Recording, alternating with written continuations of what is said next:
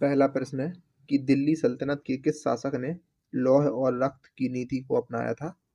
तो वो था बलबन, ऑप्शन नंबर बी। निम्नलिखित में से कौन सी जनजाति भारत में नहीं रहती है? तो वो जनजाति है Maasai, option number B. Bharat में दार्जिलिंग की पहाड़ियां डैश की खेती के लिए विश्व में प्रसिद्ध हैं? तो इसका जवाब है चाय की खेती के लिए। राष्ट्रपति चुनाव के लिए नामांकन दाखिल करने के लिए कितने प्रस्तावकों की हस्ताक्षरित सूची की आवश्यकता होती है? तो वो है 50, ऑप्शन नंबर बी। अगला प्रश्न है कि नरौरा परमाणु ऊर्जा संयंत्र कहाँ पर स्थित है? तो यह है उत्तर प्रदेश में। क्षेत्रफल की दृष्टि से भारत का सबसे छोटा केंद्र शासित प्रदेश कौन सा है? तो वो है लक्षद्वीप।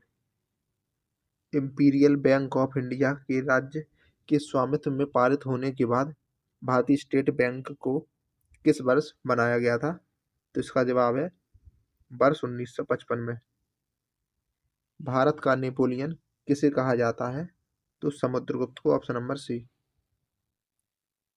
स्वर्ण सिंह समिति ने मौलिक कर्तव्यों के कितने बिंदु कोड तैयार किए थे? तो इसका जवाब है 8, ऑप्शन नंबर सी।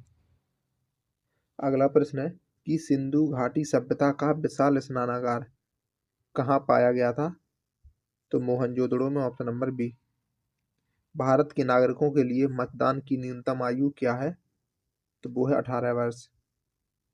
लोक लेखा समिति के सदस्यों को कितनी अवधि के लिए चुना जाता है? तो 1 वर्ष के लिए, ऑप्शन नंबर डी। विज्ञान की आवर्त सारणी में नाइट्रोजन की परमाणु संख्या क्या है? तो वो है 7, ऑप्शन नंबर ए। एक जिला एक उत्पाद योजना जिसने उत्तर प्रदेश के निर्यात को बढ़ाने में महत्वपूर्ण भूमिका निभाई, किस वर्ष में शुरू की गई थी? तो वर्ष 2018 में। अगला प्रश्न है कि स्टैचू ऑफ यूनिटी निम्न में से किस नदी के तट पर है? तो यह है नर्मदा नदी के तट पर। राज्य चुनाव आयुक्त की नियुक्ति कौन करता है? राज्यपाल, ऑप्शन नंबर बी। हीरे का चमकना प्रकाश की किस घटना के कारण होता है? तो पूर्ण आंतरिक परावर्तन, option number D. Raja Rammohan Roy को राजा की उपाधि किसने दी थी? तो इसका जवाब हो जाएगा ऑप्शन नंबर सी, अकबर द्वितीय ने। अर्थशास्त्र में आईपीओ का पूर्ण रूप क्या है? तो इसका जवाब है initial public offering, option number B. Eukaryotic कोशिका निम्नलिखित में से किस जगत में नहीं पाई जाती है? तो मोनेरा जगत में, ऑप्शन नंबर डी। अगला प्रश्न है कि किसी चालक तार की प्रतिरोधकता या विशिष्ट प्रतिरोध मुख्य रूप से किस पर निर्भर करता है? तो तार के पदार्थ की प्रकृति और तापमान पर, ऑप्शन नंबर सी। किसान क्रेडिट कार्ड योजना किस वर्ष में शुरू की गई थी? तो वर्ष 1998 में, ऑप्शन नंबर बी। अगला प्रश्न है कि वर्षा की बूंदें गोलाकार क्यों होती हैं? तो इसका जवाब है पृष्ठ तनाव के कारण, ऑप्शन नंबर बी। अगला प्रश्न है कि वायु प्रदूषण के सबसे अच्छे सूचक किसे माना जाता है? तो इसका जवाब हो जाएगा ऑप्शन नंबर सी, लाइकिन को माना जाता है। अगला प्रश्न है कि दूध किसका अच्छा स्रोत है? तो कैल्शियम, फास्फोरस और प्रोटीन का, ऑप्शन नंबर ए। भारतीय अर्थव्यवस्था में सर्वाधिक योगदान देने वाला कौन सा क्षेत्र है? तो वो है तृतीय क्षेत्र, ऑप्शन नंबर सी। अगला प्रश्न है कि नवाबगंज पक्षी अभयारण्य जिसका नया नाम है शहीद चंद्रशेखर आजाद पक्षी अभयारण्य किस जिले में स्थित है? तो यह है उन्नाव में, ऑप्शन नंबर ए। मुगल शिल्प कला में पच्चीकारी पित्रा का क्या अर्थ है? तो इसका जवाब है संगमरमर पर कीमती रंगीन पत्थरों की जड़ाई, ऑप्शन नंबर बी। भारतीय संविधान का कौन सा अनुच्छेद जीवन का अधिकार देता है? तो वो है अनुच्छेद 21। रेड रॉट बीमारी किस फसल से संबंधित है जिसे अक्सर उस फसल का कैंसर कहा जाता है? तो गन्ना, ऑप्शन नंबर बी। अगला प्रश्न है कि विश्व आर्द्र भूमि दिवस कब मनाया जाता है? तो 2 फरवरी को। भारतीय लघु उद्योग विकास बैंक सिडबी का वर्तमान मुख्यालय या सिडबी का मुख्यालय कहाँ पर स्थित है? तो यह है लखनऊ में, ऑप्शन नंबर सी। राष्ट्रीय पर्यावरण अभियांत्रिकी अनुसंधान संस्थान नीरी कहाँ पर स्थित है?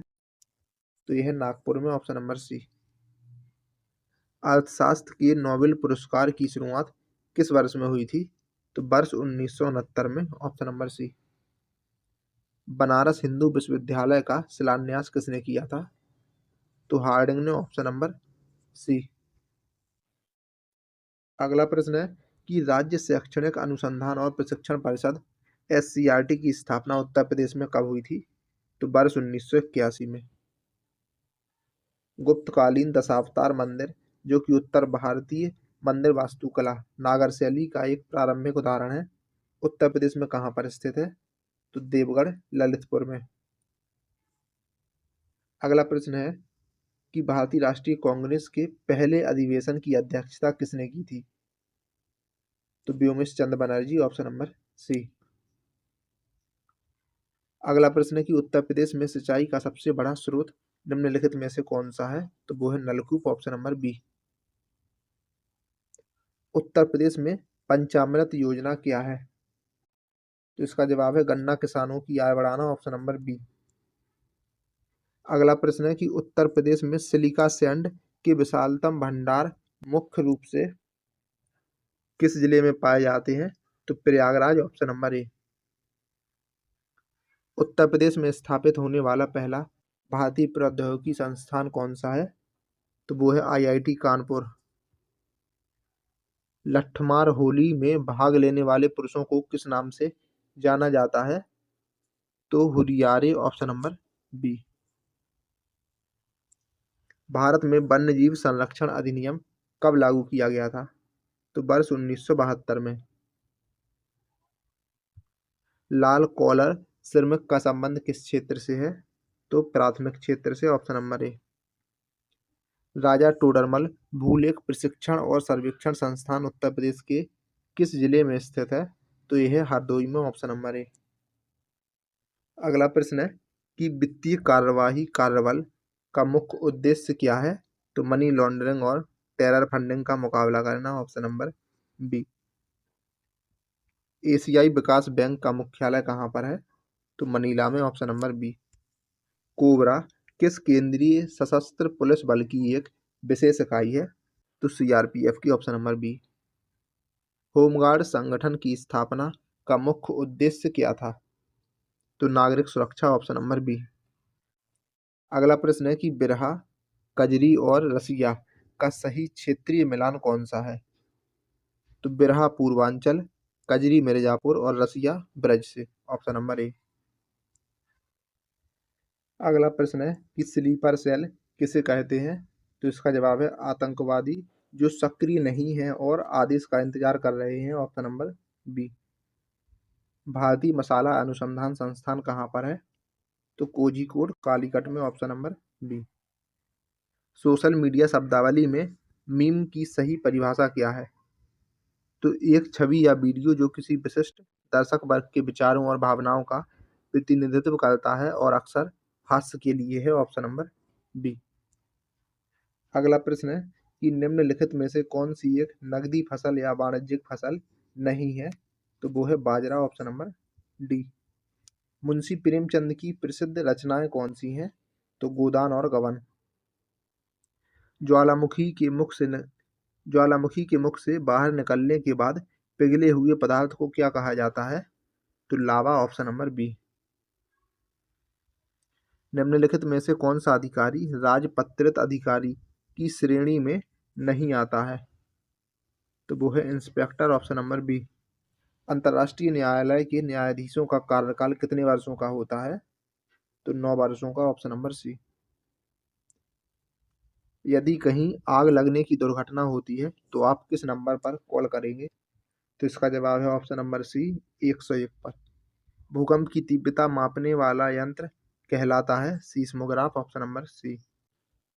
पोलो खेल के एक पक्ष में कितने खिलाड़ी होते हैं? 4।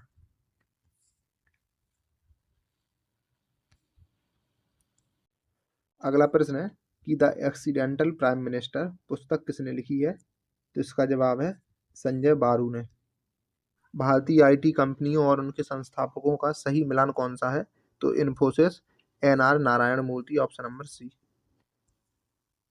जिलों में राजस्व वसूली के लिए सर्वोच्च जिम्मेदार अधिकारी कौन सा है? तो वो है कलेक्टर, ऑप्शन नंबर सी जिलाधिकारी। गोल्फ जिस स्थान पर खेला जाता है उसको कहा जाता है कोर्स। किस भारतीय वैज्ञानिक ने वह द्रव्यमान सीमा निर्धारित की थी जिसके ऊपर जाने पर कोई तारा मृत होकर ब्लैक होल बन जाता है? तो Subramaniam Chandrasekhar, option number C. राज्य मानवाधिकार आयोग के अध्यक्ष और सदस्यों को उनके पद से हटाने की शक्ति किसके पास होती है? तो भारत के राष्ट्रपति के पास। ढींग एक्सप्रेस किस खिलाड़ी का उपनाम है? तो हिमा दास का। अगला प्रश्न है कि राइडर कप किस खेल में दिया जाता है? तो गोल्फ में दिया जाता है, ऑप्शन नंबर बी। अगला प्रश्न है कि निम्नलिखित में से कौन सा जिला अपने चिन्हित उत्पाद बनारसी रेशम साड़ी के लिए प्रसिद्ध है? तो वो है वाराणसी। 2011 जनगणना के अनुसार भारत की अनुमानित साक्षरता दर कितनी है? तो 74.04%।